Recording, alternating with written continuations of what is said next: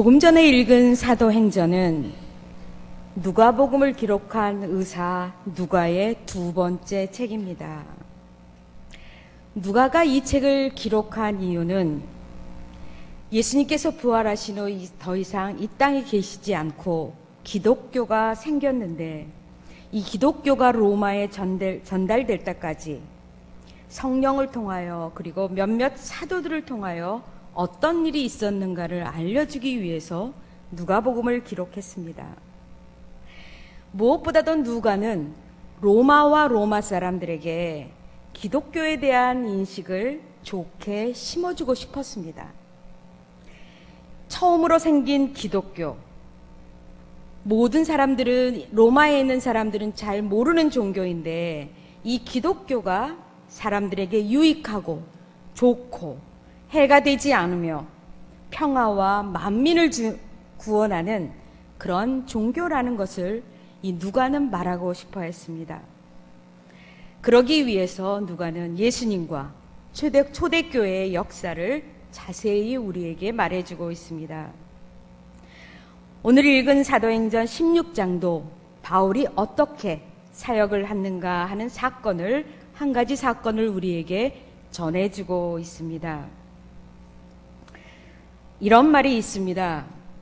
용모는 하나님이 책임지는 거고 표종은 자기 자신이 책임져야 한다.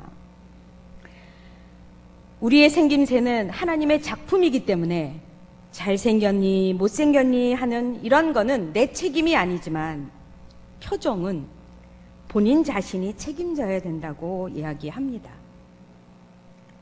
가만히 보면 표정이 용모까지 결정하는 경우를 많이 보게 됩니다. 못생겨도 표정이 좋으면 호감이 가고, 근사하게 생겨도 표정이 엉망이면 별로 호감이 가지 않지요. 그래서 요즘에 유행하는 성형수술은 눈, 코, 입만 고치는 게 아니라 어떤 표정을 원하느냐에 따라서 성형수술이 바뀌어지고 있습니다. 우리의 얼굴의 표정은 단순히 생기고 못생기고의 문제가 아니라 내가 어떻게 생활하고 있느냐, 어떤 생각을 갖고 있느냐, 어떤 마음을 가지느냐에 따라서 우리의 얼굴 표정이 바뀌어집니다. 그래서 우리가 어떻게 살았느냐, 어떤 마음을 가졌냐에 따라서 밝은 얼굴을 할 수도 있고, 반대로 사나울 수도 있고, 굉장히 사랑스러울 수도 있고, 아니면 표독스러울 수도 있고, 욕심이 더덕더덕 붙어서 보기 싫은 얼굴도 있고, 너무나도 그 미소와 표정이 따뜻하고 넉넉해서 신라가마다 가까이 가고 싶은 그런 표정을 주는 사람들도 있습니다. 옆 사람 얼굴을 좀 보시죠. 어떤 얼굴들을 하고 앉아 계시는가요? 사실은 옆 사람 얼굴보다 꼭 집에 가서 본인의 얼굴을 한번 봐야 할 것 같아요. 저도 이 설교를 준비하면서 오늘 아침에 한 1분쯤 거울을 더 본 것 같은데, 거울을 봐도 표정은 별로 안 바뀌는 것 같아요. 어제 오늘의 이야기가 아니라 평생 내가 어떻게 생각하고 살았느냐가 오늘의 우리의 표정을 결정하기 때문입니다. 우리의 얼굴은 우리의 마음 상태와 지금까지 살아왔던 역사를 보여주고 있는데, 우리가 과연 무엇에 붙잡혀 있는가, 어디에 사로잡혀 있는가에 따라서 우리 얼굴이 달라집니다. 오늘 읽은 사도행전 16장에는 네 집단의 등장인물들이 나타납니다. 이들 모두 무언가에 하나같이 사로잡혀서 붙잡혀 살아가고 있는 인물들입니다. 첫 번째 사람은 귀신에 붙잡혀 사는 점쟁이 여종입니다. 바울과 실라가 두아디아라라고 하는 도시에 머물면서 기도하기 위해서 기도처에 왔다 갔다 하는데, 그때마다 이 여종이, 귀신 들린 여종이 졸졸 따라다니면서 소리를 질러댑니다. 그 소리의 내용인즉 이 사람들은 지극히 높은 하나님의 종이다. 구원의 길을 너희들에게 전해주고 있다라는 이야기를 계속해서 하는데, 바울은 왠지 자신의 신분이 노출되는 것이 싫었던지 화를 내고 짜증을 내고 귀찮아합니다. 그러면서 바울은 그 여정을 사로잡고 있는 귀신을 향해서 내가 예수 그리스도의 이름으로 너에게 명하노니 그 여자에게서 나가라고 호통을 칩니다. 그러자 귀신이 당장 그 여종에게서 떠나갔습니다. 귀신은 영물이어서 사람을 두려워하지 않는데 바울의 말을 듣고 귀신이 떠나간 것은 바울이 무서워서가 아니라 바울 속에 있는 예수 그리스도의 이름 때문이었습니다. 마침내 이 점쟁이 여종은 귀신으로부터 벗어나 정상적인 사람이 되었습니다. 귀신의 말을 듣지 않아도 말하지 않아도 되는 멀쩡한 사람이 되었습니다. 참으로 기뻐할 일 아닌가요? 이 여종은 남의 집에 매여 사는 노예 신분으로도 충분히 불쌍하고 가련하지만 귀신에게 마저 붙잡혀 사는 그러한 귀신의 종으로 살아야 했습니다. 이 여종이 보는 세계는 귀신의 세계여서 귀신의 말을 하고 귀신의 말을 전해줍니다. 이 땅에는 이 귀신에 들린 여종처럼 귀신의 관점으로 귀신의 말을 대변하면서 살아가는 사람들이 있습니다. 어두운 세계를 보고 어두운 말을 하고 어두운 행동을 하는 사람들입니다. 두 번째 종류의 사람이 있습니다. 그 점쟁이 여종을 앞세워 돈벌이를 하는 주인입니다. 이 여종의 귀신으로부터 벗어나게 되자 이제 더 이상 수입이 없게 된 것을 알고는 이 여종의 주인은 바울과 실라에게 온갖 난동을 부리기 시작합니다. 자기 여종이 정상적인 사람이 됐다는 것을 기뻐할 수도 있었는데 종은 물건처럼 주인의 소유물로서 주인에게 이득을 주어야 하는 존재였기 때문에 점치는 능력을 잃은 여종은 그야말로 무용지물이 되고 말았습니다. 자기들에게 큰 손해를 입힌 바울과 그 일행은 아마 이 여주인에게, 이 여종의 주인에게 원수와 같았을 것입니다. 밥줄이 끊어졌다고 생각하는 사람이기 때문에 이 주인은 바울과 실라를 붙잡아서 지방장관들이 앉아서 시민의 송사를 관할하는 광장으로 끌고 갔습니다. 돈에 눈이 어두운 이 주인은 여종이 벌어들이던 복채가 끊어졌다고 노발대발하고 폭행하고 고소하고 야단입니다. 그러나 정작 이들이 고소하는 내용은 자기의 여종에게서 귀신이 나갔다고 한 이야기가 아니라 유대인인 주제에 자기들에게는 알지도 못하는 풍속을 전한다는 것으로 내용을 바꾸어 버립니다. 그럴듯한 속임수로 바울과 실라에게 복수를 하려는 것이죠. 이 주인에게 있어서 여종은 단지 상품에 불과합니다.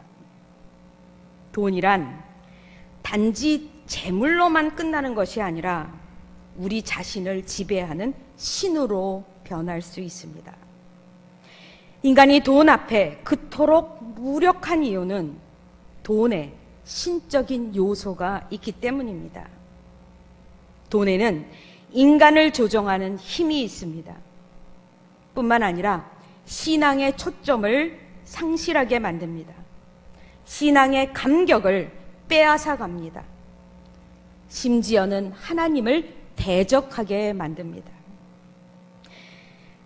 인격적으로나 지성적으로나 모자람이 없는 사람이 돈 앞에서 힘없이 무너지는 경우를 가끔 보게 됩니다. 바로 돈의 힘 때문입니다. 인간은 돈의 위력을 얻기 위하여 스스로 그 앞에 무릎을 꿇고 자신의 명예와 운명을 맡기기도 합니다.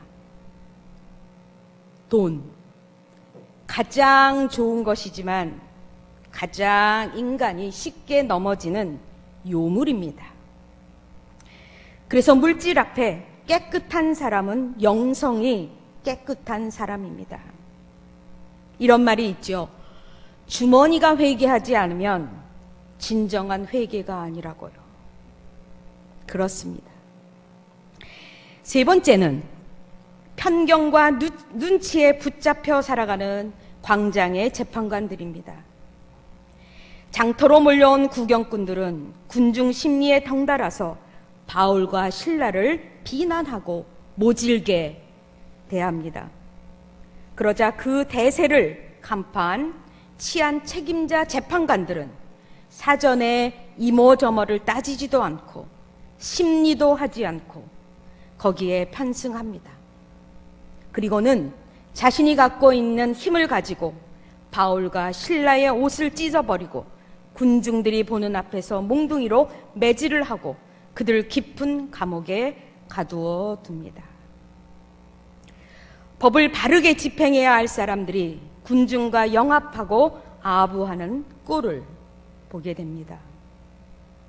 이 재판관들은 피고가 유대인이란 말만 듣고 사람들이 고소한다는 이유만 가지고 시시비비를 가리지도 않고 옷을 찢고 벗기고 매로 치고 옥에 가두어 버린 불의한 재판관입니다.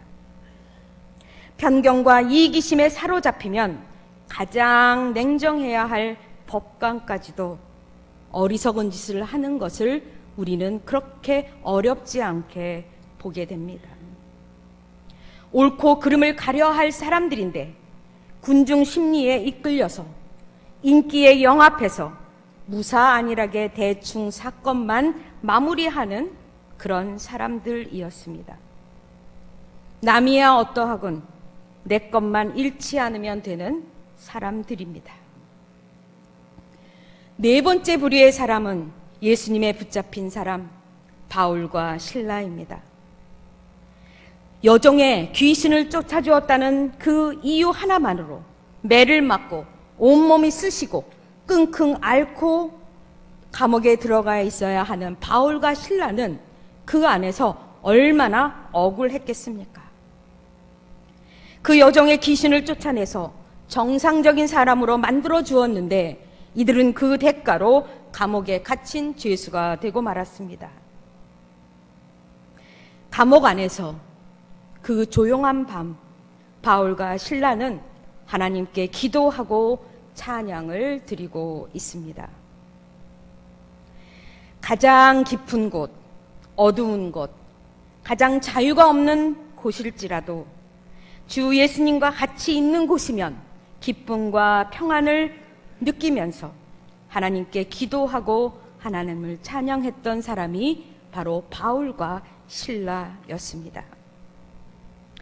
예수님과 성령에 사로잡힌 바울과 실라, 비록 몸은 갇혔지만 그곳에 예수님이 함께 계셨기에 그들은 기도하고 하나님을 찬양할 마음으로 가득했습니다. 그 감옥에 간수들과 함께 있던 죄수들이 이들의 기도와 찬송을 가만히 듣고 있습니다. 상상해보면 참으로 한 영화의 한 장면같이 뭉클한 장면이 아닙니까? 이들은 진정 하나님께 붙들려서 살아가는 하나님의 참 종이었습니다. 이렇듯 바울과 실라는 하나님께 붙들려서 예수님을 전하고 그의 이름으로 능력과 기적을 행하면서 복음을 곳곳에 전하는 사람이었습니다. 참으로 어떤 종교가 찬사의 말로도 다 표현할 수 없는 그런 하나님의 사람들입니다. 성령의 무게가, 하나님의 말씀의 무게가 우리들을 누를 때, 주의 은혜가 나를 감동시킬 때, 이것이 바로 성령에 사로잡힌 사람들의 모습입니다. 그러나 여기 우리의 고민이 있습니다. 우리는 그리스도인으로서 하나님의 손에 잡혀서 살아가기를 간절히 원하는 사람들입니다.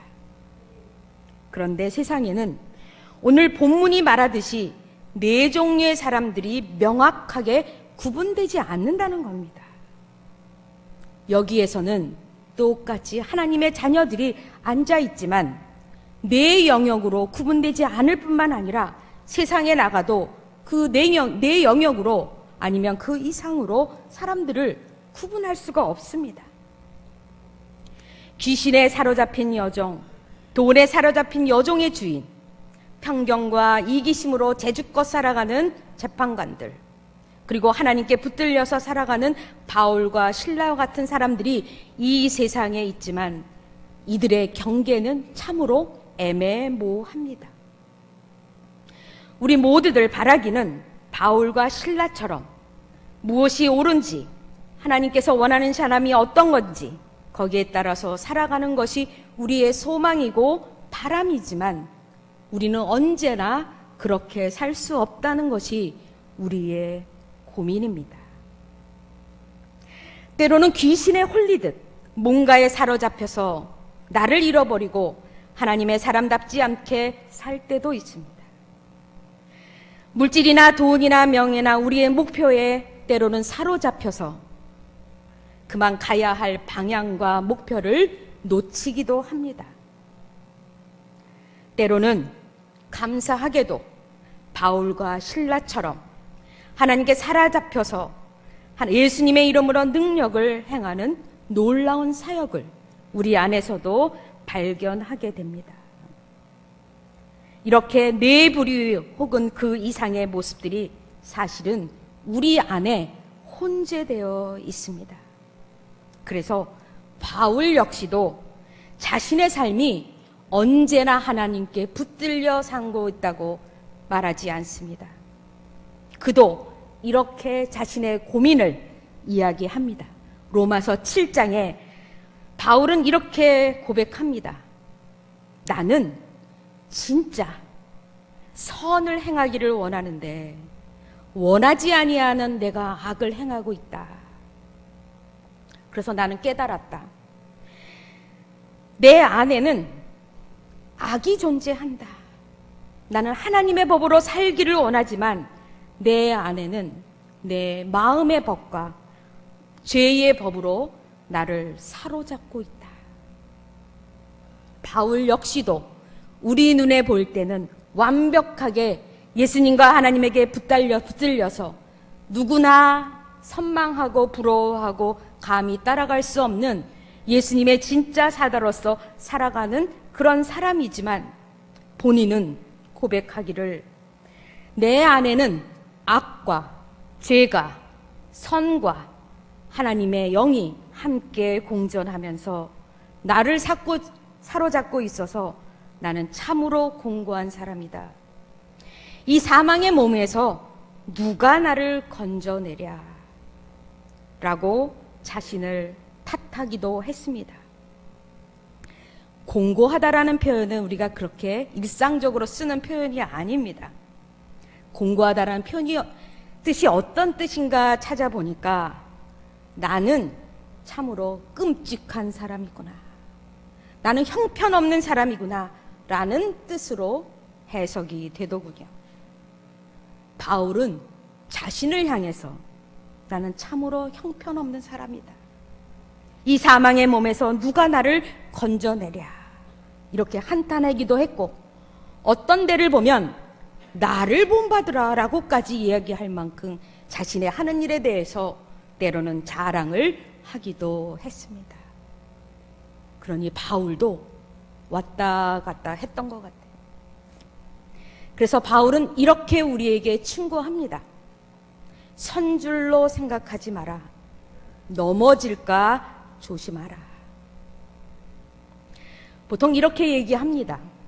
20대는 사랑과 야망에 붙잡혀 살고 30대는 사업과 일에 붙잡혀 살고 40대는 소유와 정욕에 붙잡혀 살고 50대는 권세와 권력에 60대는 명예에 붙잡혀 산다고 사람들은 이야기하는데 이런 총체적인 모습이 언제나 우리 안에 있습니다. 우리는 무언가에 붙잡혀서 내가 하고 싶은 일을 열심히 하게 됩니다. 그러나 우리는 그리스도인으로서 또 하나의 과제가 있다면 그래도 우리는 그리스도에게 붙잡혀 살아야 하지 않겠는가. 어차피 우리가 무엇인가에 붙잡혀 살아야 한다면 의롭고 바르고 하나님께 붙잡혀 살아야 하지 않겠습니까? 바울은 흔들리는 자신을 보면서 이렇게 다짐합니다. 나는 무엇이든지 내게 유익한 것을 그리스도를 위해서는 다 해로 알았다. 내가 내 주 예수 그리스도를 아는 지식이 가장 고상한 것을 알기 때문에 나는 예수 그리스도를 위해서 모든 것을 배설물로 여겼다. 그리스도가 아니면 나는 다 똥으로 알았다라고 그렇게 고백합니다.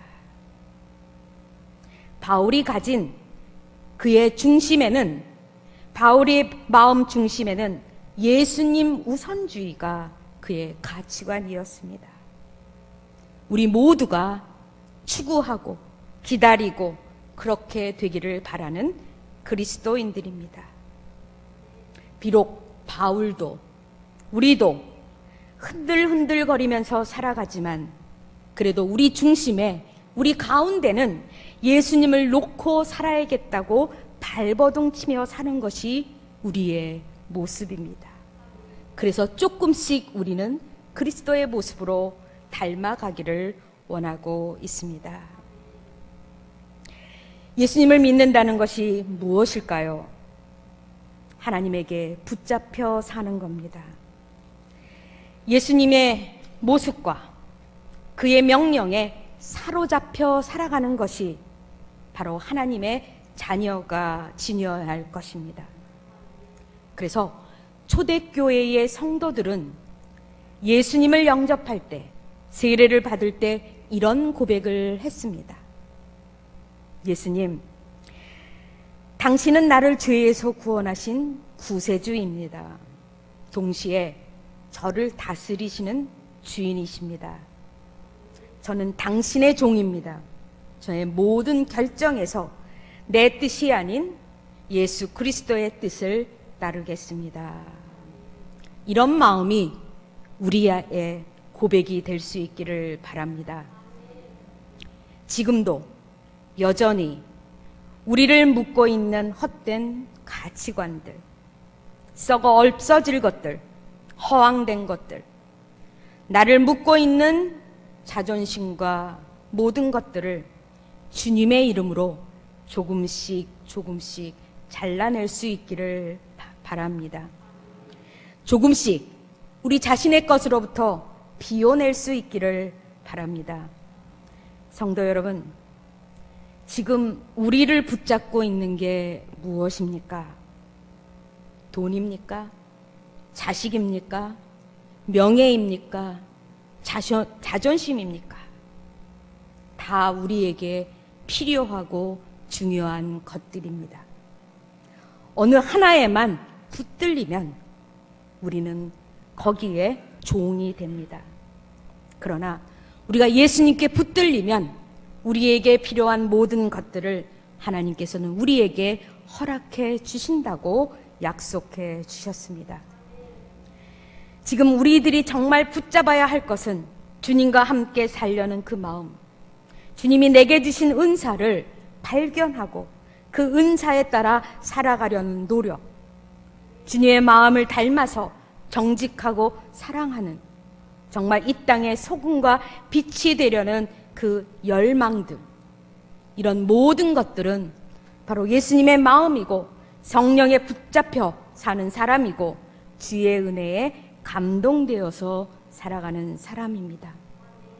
우리는 흔들거리지만 바울이 그랬던 것처럼 그래도 언제라도 우린 다시 한번 주님을 우리 삶의 중심으로 놓고 언제나 하나님께 붙잡혀서 살아갈 수 있는 저와 여러분 모두가 되기를 간절히 기도합니다.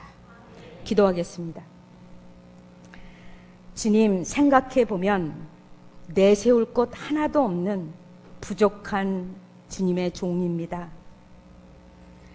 그래도 주변 사람들 앞에서는 늘 자랑하고 싶은 그런 교만과 그러한 헛 마음들이 우리를 괴롭게 하고 있습니다.